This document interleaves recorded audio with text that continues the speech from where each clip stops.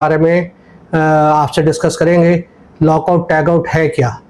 Actual lockout tagout किसी भी काम करने के लिए लॉकआउट टैगआउट ज़रूरी होता है। ऐसा काम जिसमें आपको आइसोलेशन चाहिए होती है, आपको हर किस्म की आइसोलेशन, चाहे वो इलेक्ट्रिक हो, चाहे वो मैकेनिकल हो, हर किस्म की आपको आइसोलेशन चाहिए उस मशीनरी पे काम करने के लिए, फिर वो लॉकआउट टैगआउट जो है वो बनाया जाता है।